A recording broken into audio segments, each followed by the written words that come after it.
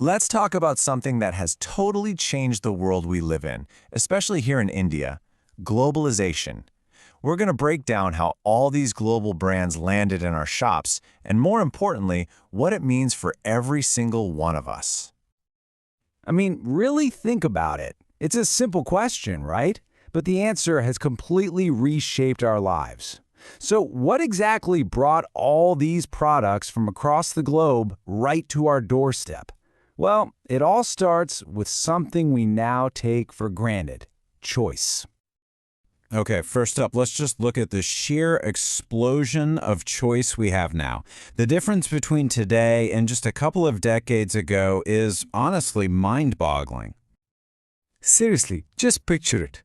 Go back 2 decades. What cars were on the road? Mostly Ambassadors and Fiats. For a lot of things, our choices were pretty much limited to whatever was made right here in India. Now, fast forward to today, it's a completely different world. Our markets are flooded with choices. We can buy cars from pretty much any major company on the planet and pick from an unbelievable number of international brands. So, what's the engine driving this incredible change? Well, there's this incredibly powerful force called the multinational corporation, or MNC.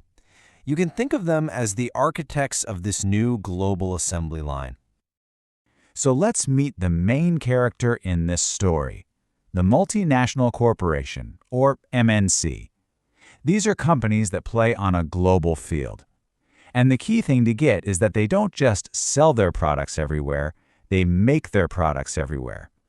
Their goal is actually pretty simple: find the cheapest labor and the cheapest resources anywhere on Earth to cut costs and make more profit.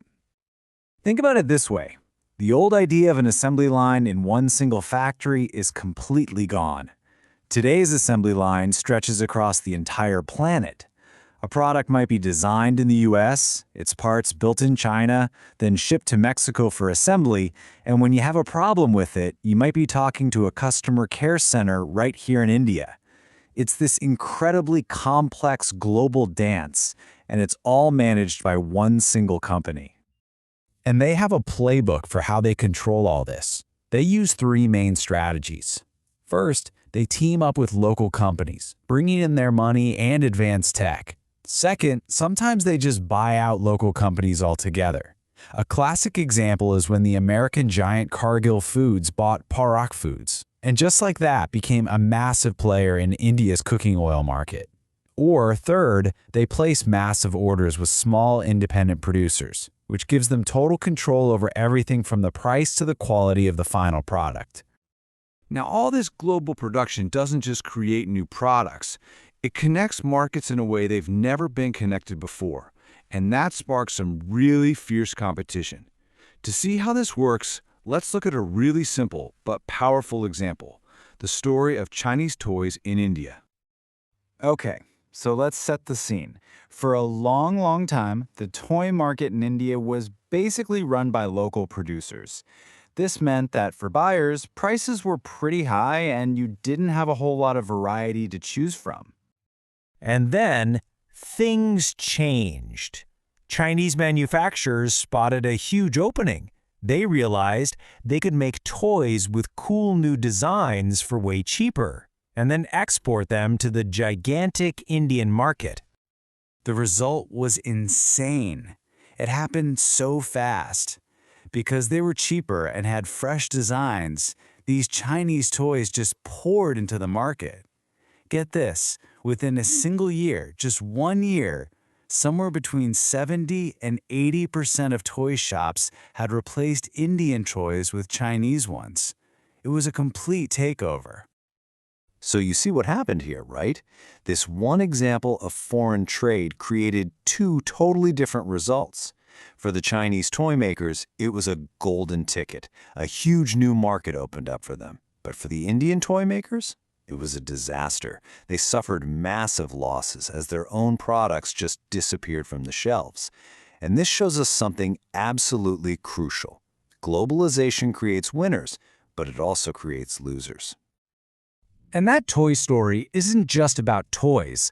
It's the perfect snapshot of the two very different faces of globalization. So that's what we're going to dig into next, because the impact is almost never simple or one-sided. This is really the heart of the matter. The effects of globalization are not spread out evenly, not by a long shot.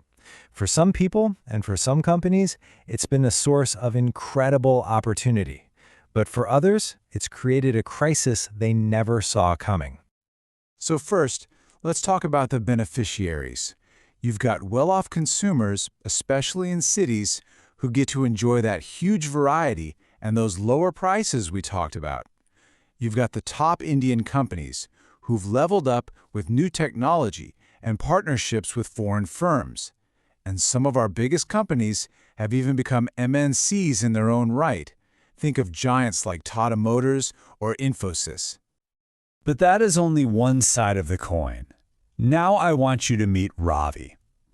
This quote right here really captures the shock and the hardship that so many small producers felt when they were suddenly thrown into the deep end of global competition. Ravi's story is a tough one. He owned a small company that made capacitors, and his business was doing great. He had 20 people working for him. But then, when the government opened the doors to cheap imports, his clients, the big TV manufacturers, started buying the cheaper imported parts instead. The result? Ravi had to cut his production by more than half, and he was forced to lay off most of his workers. And it's not just the business owners. Look at what happens to the workers. Take Sushila. She used to have a permanent job in a garment factory. She had benefits, she had security, but that factory closed down because of all the new competition. Her new job? It's temporary, or as companies like to call it, flexible. She now earns less than half her old salary, she gets zero benefits, and her job is completely insecure. This flexibility is often the hidden price tag behind those cheaper clothes and wider choices. When you hear stories like Ravi's and Sushila's, it becomes pretty clear that this is a huge deal. And since globalization isn't just going to disappear, it brings up a really critical question. How do we make this whole system fairer for everyone involved? Look, the challenge here isn't about trying to turn back the clock. That ship has sailed. The real question is how we can reshape globalization. A fair globalization would mean the opportunities are actually open to everyone, and that the benefits, like new technologies and lower prices, are shared way more widely instead of just being hoarded at the top. And a huge piece of this puzzle falls on the government. They have a massive role to play. They can make sure labor laws are actually enforced to protect workers like Sushila. They can support small producers like Ravi to help them get strong enough to compete.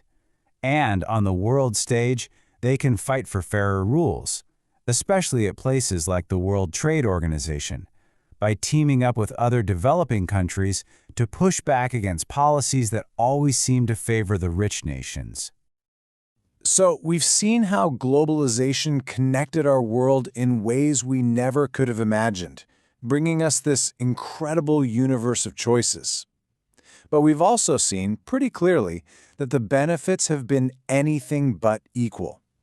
It's created enormous wealth and opportunity for some, while leaving so many others behind. So the big question for all of us now is, how do we fix that? How do we write the rules to make this global game truly fair?